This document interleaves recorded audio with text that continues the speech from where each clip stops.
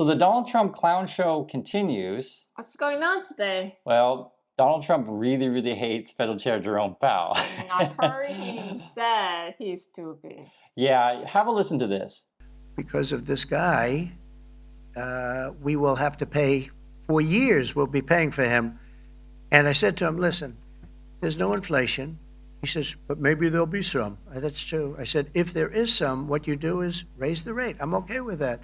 You raise the rate in 2 years from now or in a year from now. But because the rate's high, we have to pay more for debt. It's pretty equal. In other words, if it's 4%, it's 4%. If you drop it a point, you'll pay 3%. So it's fairly equal, not necessarily, but fairly equal. So we're going to end up paying maybe 2 points or 3 points more. 3 points would be about $900 billion a year because of this very average mentally person. He's an average mentally person. I'd say low in terms of what he does, low IQ for what he does, okay? Wait, so instead of paying $900 billion, we don't want to pay 900 just because he doesn't want to lower the rate. I said, if there's inflation in 2 years or 3 years or 1 year from now, you raise the rate and you take care of the inflation, among other things. But he's probably a very political guy, I guess. I don't know. I think he's a very stupid person, actually. And basically what's going on right now is all of the markets are responding to what Trump says. So it feels weird that we have to respond to the tweeter toddler, Trumper Twitter guy. But that's the world that we live in right now. And let me read some of the headlines, guys. Fears over U.S. debt load and inflation ignite exodus from long-term bonds. And then you also got this. Dollar hits 3-year low on report. Donald Trump could pick next federal chair early. And this is a key one from the Wall Street Journal. Trump considers naming next Fed chair early in bid to undermine Powell. Now, what's interesting is that there were 3 names mentioned in this article, Warsh, Hassett, and Bessent. And there was another name in there, but Trump kicked him out because, according to Trump, he's not TV ready. So he's basically looking for like celebrity?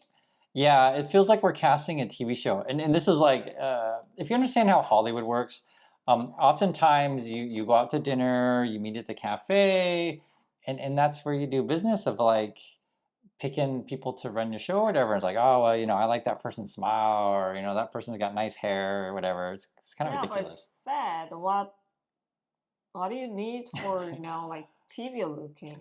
Well, you have to remember it is a TV show. And, for example, Donald Trump, he picked Hegseth, the drinking guy, to run the military. And just the other day, for example, Hegseth is out doing push-ups with the military. And that's what Trump likes. He likes great TV, He picked the Barbie, right? Yep, Noam. That would be Department of Homeland Security. And so now he's looking for a TV kind of host for the Fed. I know it's crazy, really right? Bad. Yeah, have a listen to this. You were criticizing the Federal Reserve Chair before coming to this summit. Yeah, I think he's terrible. I was wondering if you've begun interviewing different candidates for the Fed pick. Yeah, I know within 3 or 4 people who are going to pick. I mean, he goes out pretty soon, fortunately, because I think he's terrible. We have no inflation. We have a tremendous economy. Hundreds of billions of dollars of tariff money is pouring in. Factories are being built because they don't want to pay the tariffs, so they're building them all over the country. I think we're close to $15 trillion. I told you $5.1 trillion from the Middle East alone, but of investment money coming in. There's never been anything like that in the history of our country. But we have no inflation. And we have borrowing because Biden, stupidly, they did short-term debt. So we have borrowing coming up. And, we'll go 10 years, maybe longer, maybe shorter, but we'll go a long period of time when we do the debt. And because of him, Trump is thinking in his mind, I have to keep this charade going, okay?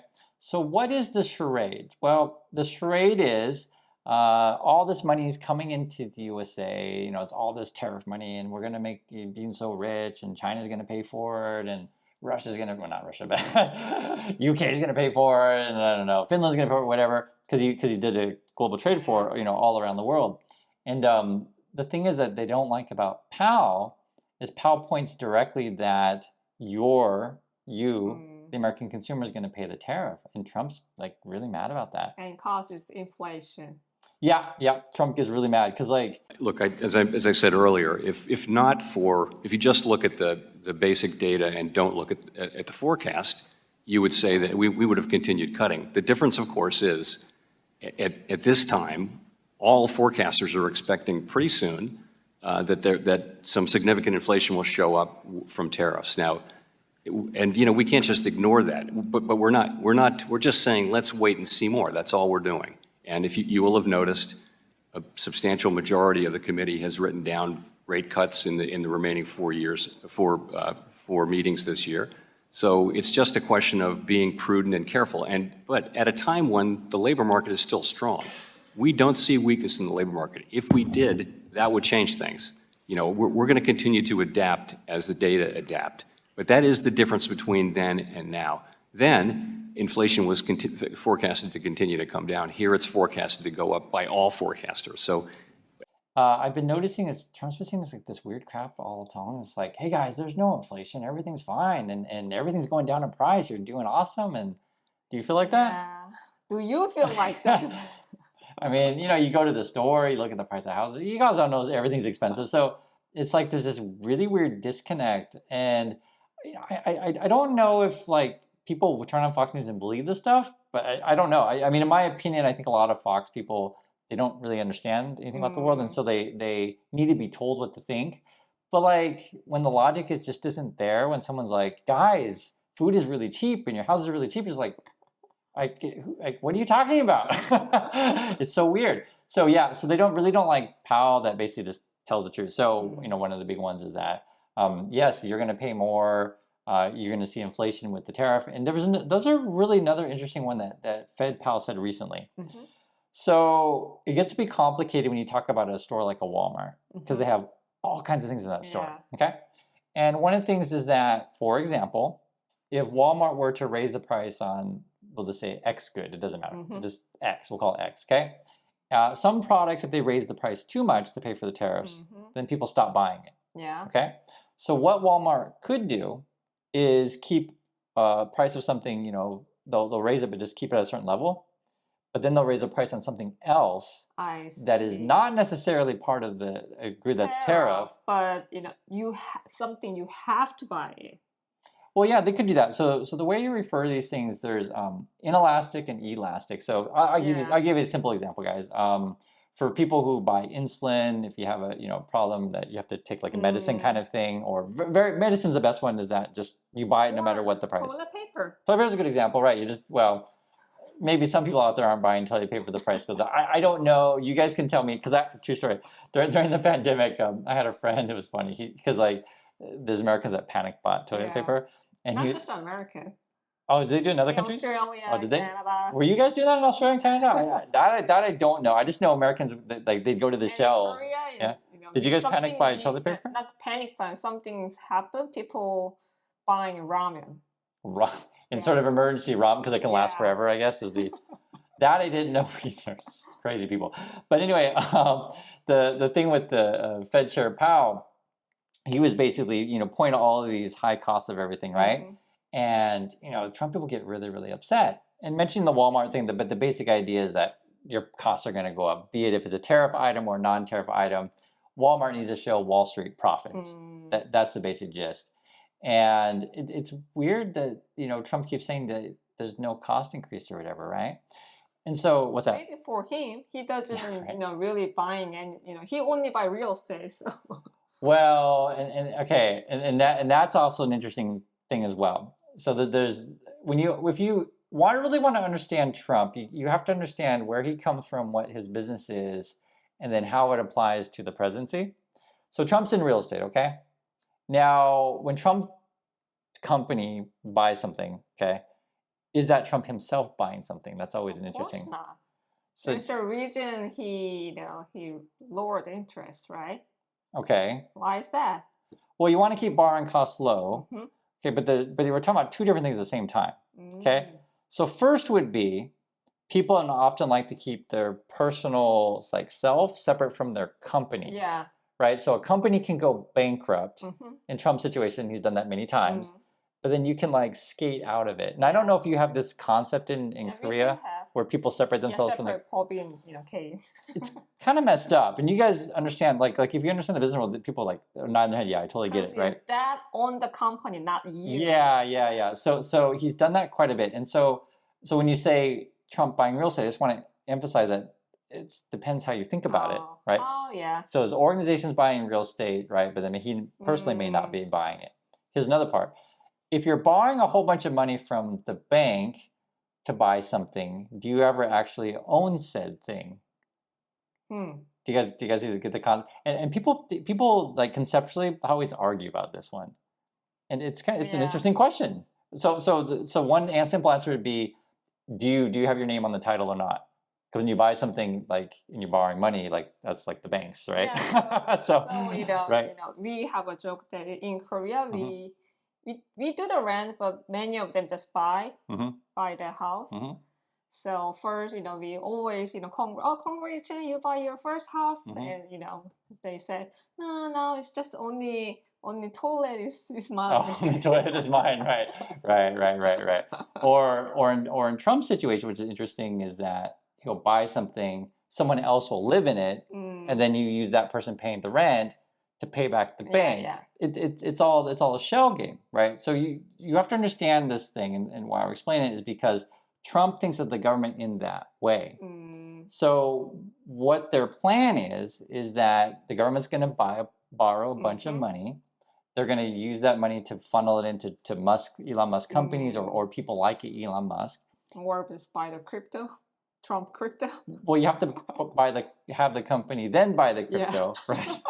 So you have because if Trump buys the crypto directly, then remember he's liable. You have to create these third party. No, but I'm just saying you have to explain these third parties so that you remain or even separated. Third, fourth. No, yeah.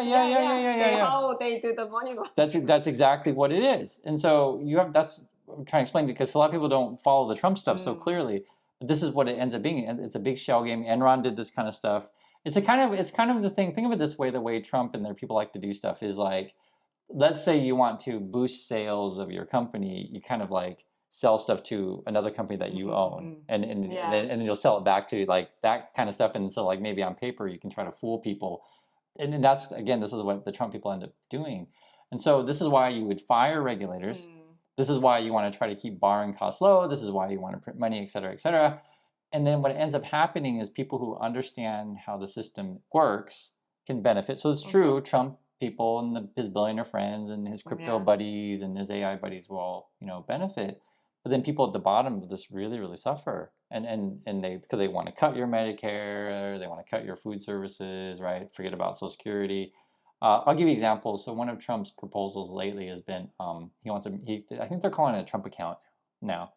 Before, I think it might have been America account. They keep changing the name of it. But I think now it's Trump account. And the basic idea is that they want to create like sort of tax-free investing accounts, basically. Okay.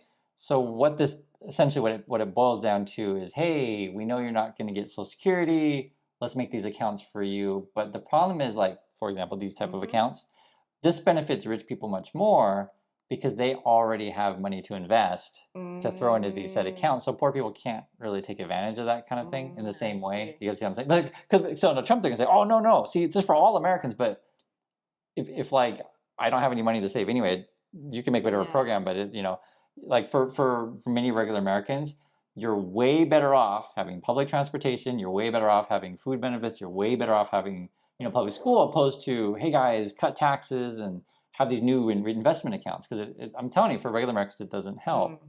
Or another example, when Trump says, hey, we're going to cut taxes for everyone, you're all going to benefit. Maybe you get a $100 tax break a year for regular Americans, and maybe, if you're a little bit better off, maybe $2,000 a year. But the ones at the higher end, they're going to get like $200,000, $300,000, and way more.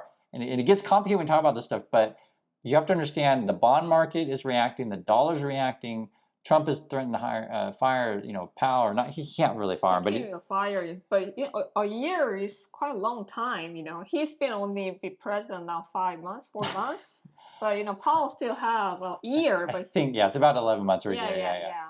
So, but what it is when you pick someone else, everyone kind of is anticipating the new person coming in, and so you kind of want to Wall Street go, hey guys, we're gonna keep the bar going, we're gonna be printing the money, etc., and we're gonna try to get America going. Their argument is that the Trump people is that by keeping rates low, then companies will start building factories, etc. He brags about all this trillions of dollars coming into the country, but it's all a sham. It's a sham in two ways. So one would be the money it's a pledge. It's a pledge from the Middle East. The pledges keep going up because in Trump, and it's actually reported, and he'll say it. So basically, they'll pledge something, right? They'll say we'll pledge $1 trillion or whatever. It doesn't matter. And Trump will say, oh well, it would sound so much better if you pledged $2 trillion. Oh, okay, I pledged $2 trillion. There's no money changing hands. No, there's no factories being built, and they're promising over 10 years. And they're promising you data centers and new crypto stuff. I want crypto. I think crypto is important because if we don't do it, China's going to. And it's new. It's very popular. It's very hot. If you look at the market, when the market went down, that stayed much stronger than other aspects of the market.